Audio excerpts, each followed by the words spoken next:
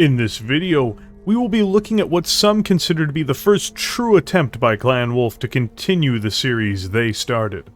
Far too long have the Wolves lost the legacy of their original Omnimech design, the Timberwolf, having seemingly allowed it to be abducted by Clan Seafox. The Mad Cat 2, Mad Cat 3, and Mad Cat 4 are all thefts and aberrant mutations of the Wolves' powerful innovations. This mech would be the return to form for the Empire, and is not only an evolution of the original design, but a dramatically new take on it. Designed to be at the forefront of technology and design, today we are going to talk about Clan Wolf's enormous stalker, the Alpha Wolf. An assault mech weighing in at 90 tons, the Alpha Wolf is a very different design comparatively to its supposed cousins, and even its predecessor. This behemoth, though, was not without its problems, as it faced several extensive delays relating to production capacity and preparations for the clan liberation of Terra.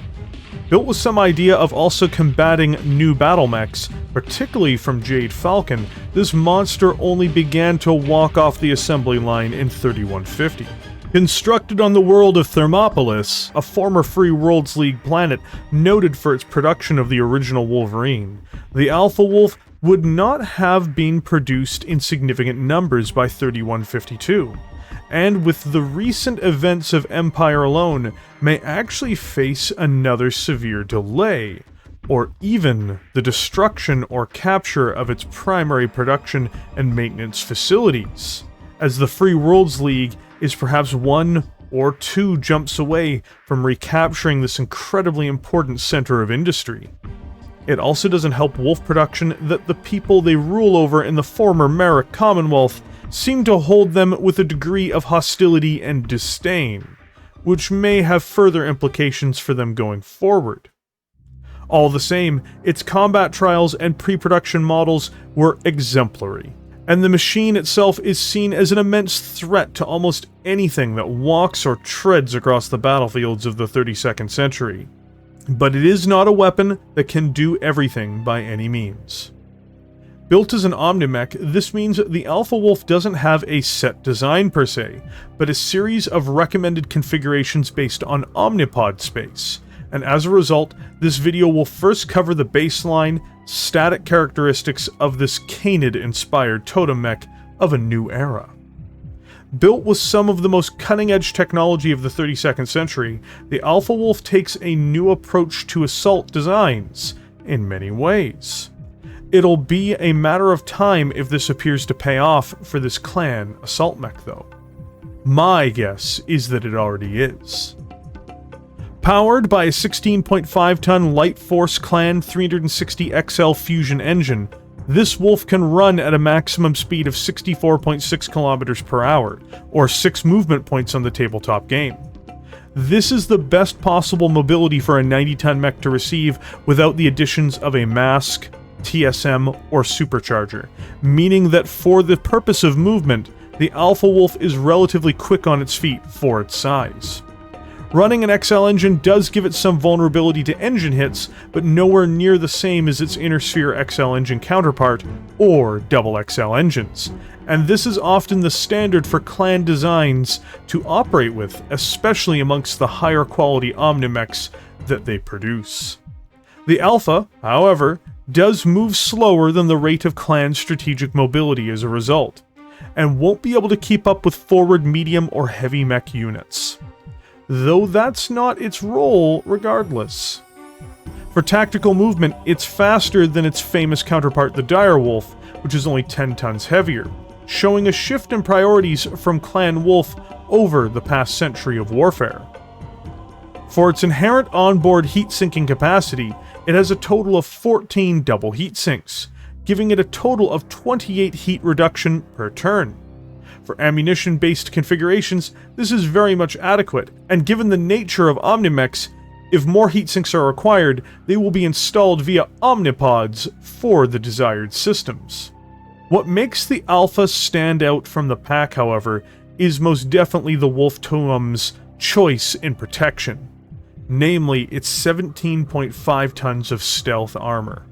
a technology originally developed in the Capellan Confederation, at least in recent years. This has slowly bled into portions of the Inner Sphere, including into the armories of the clans.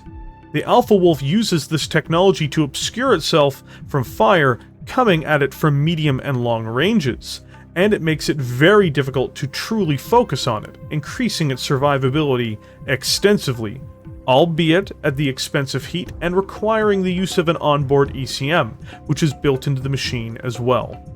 This gives the Alpha Wolf the ability to engage targets, especially at long ranges, and be comfortable in knowing that it is unlikely to be focused down easily.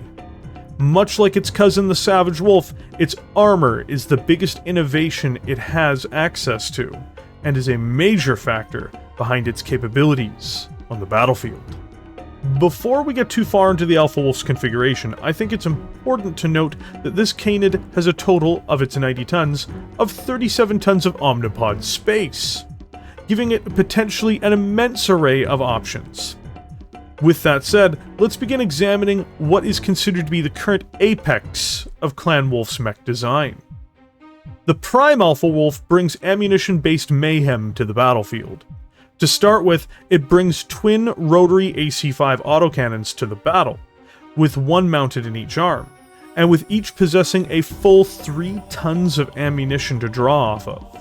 Given the voracious appetite that these cannons tend to have for ammunition, there is a reason why it has so much on hand, but even then, if both cannons fired non-stop at maximum capacity, it would only have 10 rounds of fire, despite the huge investments it makes in its ammunition magazine. In addition to this, to back up these twin arm-mounted weapons are 2 Clan LRM-15 missile launchers with 2 tons of ammunition each, and which are situated in the right and left torso. In all, these 4 weapons are extremely powerful when used in tandem, and even while using its stealth armor, it should be able to fire both of its rotary autocannons without tipping over its heat scale, even at maximum capacity. Despite intense damage output, the Prime is not without its shortfalls.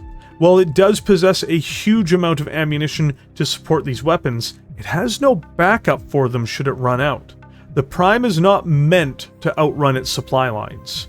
There is also the truth that despite its stealthy appearance and decent armor, a single through-armor critical could cause havoc in this variant, as it has 10 full tons of ammunition on board, meaning should it take a critical hit, there is a not insubstantial chance that it could be facing a horrific internal explosion.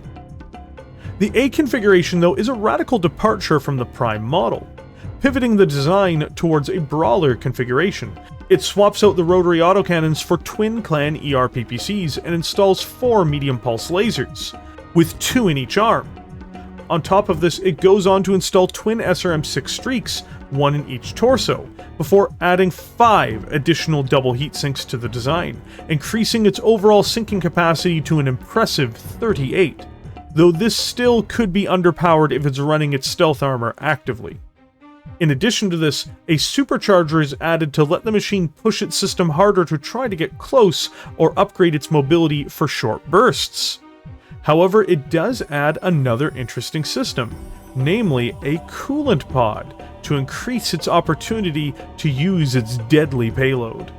This variant can move fast, it can hit exceptionally hard, and it can unleash a hellish barrage in close.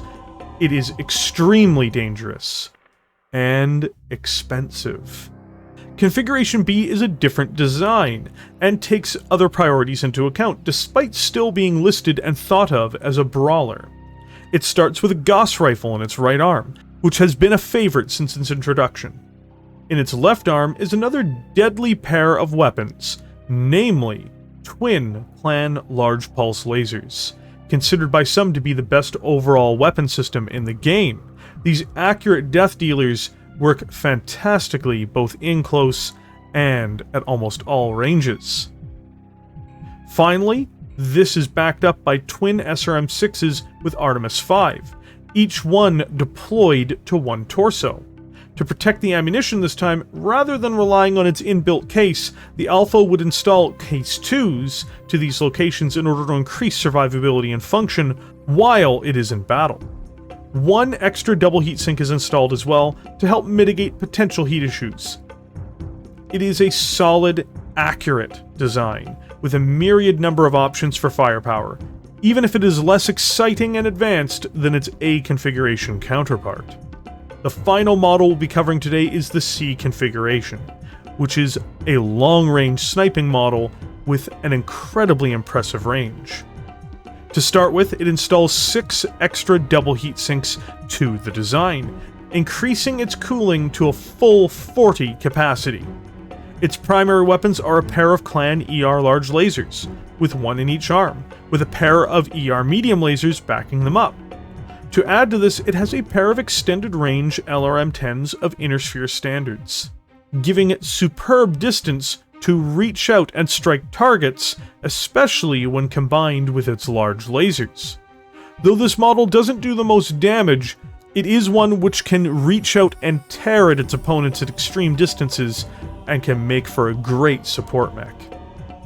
The Alpha Wolf is the latest generation of Battlemech on offer from Clan Wolf.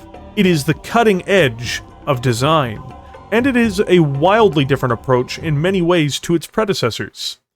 Excellent firepower in most of its arrangements, reasonable speed for an assault mech, and fantastically protected by Advanced Stealth Armour, the Alpha Wolf is truly designed to take on that name. Though perhaps not as armed as the Dire Wolf, or as fast as the Timber Wolf, the Alpha is the in-between between these two designs and more, as it uses technology and a new approach to warfare to make itself truly stand out.